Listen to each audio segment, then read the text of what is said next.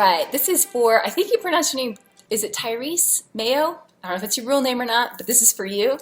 You said that I was cute, I think. Yeah, that's nice. Thanks, that made me laugh. Okay, so great question. Now, how to tell what someone is just when you meet them. This is something that you just kind of pick up on over time, I suppose, but in astrology, we have a few things that we look at. So first of all, of course, you have your rising sign. Your rising sign is traditionally what we would say would be the part of the chart that indicates how a person appears, or how they, when they first walk into a room, it's kind of how they feel, okay? Now, this is my personal twist on this. I found that the ruler of the zodiac sign that the rising or ascendant lands in, the ruler and where it falls is more important, okay? The rising sign, I'll give you an example. I'll use my chart because I know mine, it makes it easy. I'm a Leo rising. Okay, so Leo risings typically are extroverted. Leo, the fire signs, the air signs are an extroversion of energy. So there's a smiliness or a friendliness or a, plus I'm a Libra, so that makes them friendly, you know. There's an outflow of energy, and there's a charisma that comes with Leo, and there is a little bit of like a vanity, and you know, like they don't want to be seen having just rolled out of bed, that kind of thing. Okay, but overall, the rising is the vibe.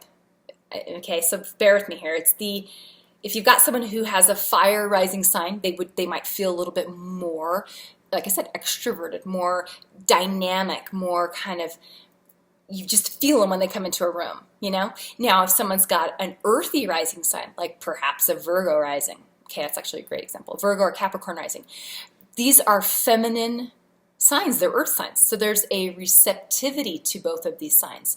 They are the more observant energies. And Capricorn risings many times are like resting bitch face, you know, like they walk in, they're like, no, I wouldn't even know how to do that actually as a Leo rising. Like, I'm just like happy and hi, I'm here. And a Capricorn could be really, a Capricorn rising could be happy, but they have this like seriousness to them, this somberness almost, or like they can be intimidating to other people because you're like, I don't know, I'm not really sure how you feel about it. Makes you not smiling. You're just kind of like serious face.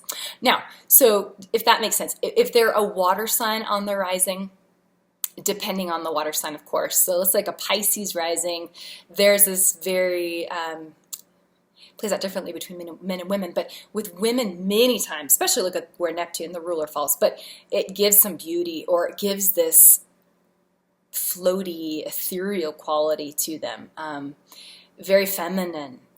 They feel, you know, they could be quieter, but have this sort of, this is going to sound funny, but you know, like the elf lady from Lord of the Rings, Liv Tyler, kind of like her, like this beauty that's ethereal, you know, it's this magnetic mermaidy quality to Pisces.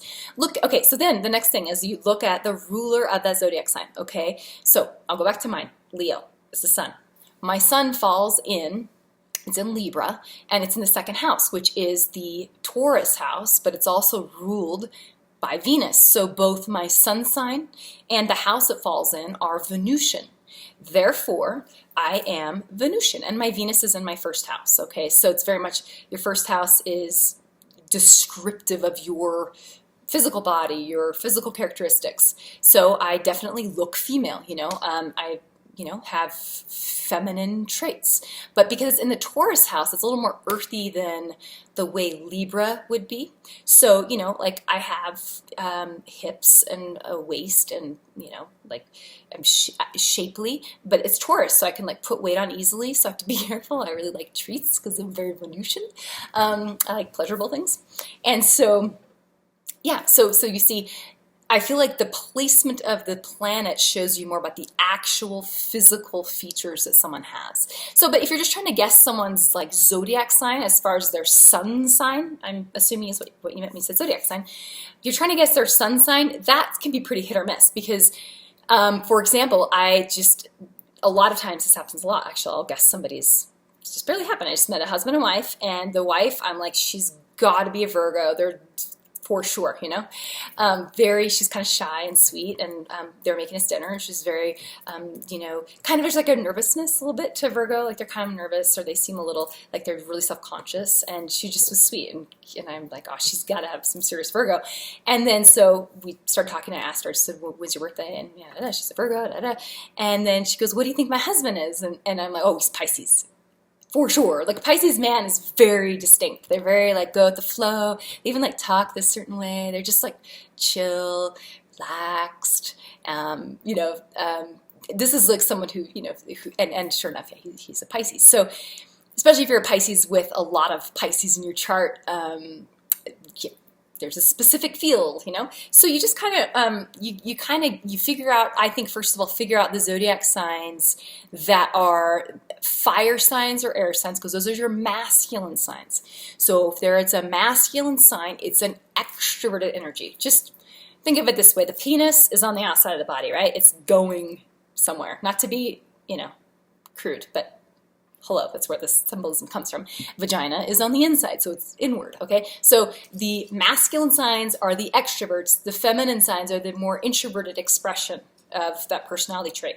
So if it's someone who has like I said, fire or air rising sign, then they're going to be the ones who are more extroverted. They feel more extroverted. If they've got earth or water for their rising sign, then they're going to be more of a feminine. There's more of a feminine quality there, or it can even be like a shyness or you know, they kind of can hold back energy. Now, but always look at though what's equally as important, because you could have, let's say you have a Cancer rising, but their sun sign falls in a house like the 9th house or the 10th house. Okay, Capricorn.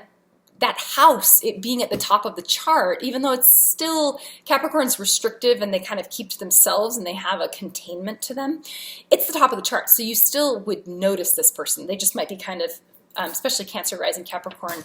Cancer rising in the 10th house is going to be someone pretty discerning and probably who's pretty like opinionated and lets you know, but also someone who's kind of a homebody. So anyway, you have to learn how to kind of blend the different signs, and then it'll start making more sense to you. And also remember that the mutable signs, which would be your Geminis, Virgos, I always have to go through the chart in my brain, Sagittarius, your Pisces, these guys are going to be a little more, they're the softer signs, and so they usually are over. If someone could be a Pisces but have a lot of, like, let's say, I don't know, Taurus or Scorpio in their chart. Scorpio. You would feel the Scorpio before you'd feel the Pisces, okay?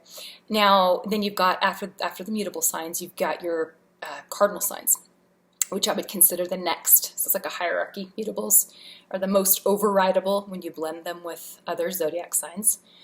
Your cardinal signs are in the middle, and that would be your Aries, Cancer, Libra, Capricorns, okay? And then you've got your most noticeable, hardest to kind of overwrite.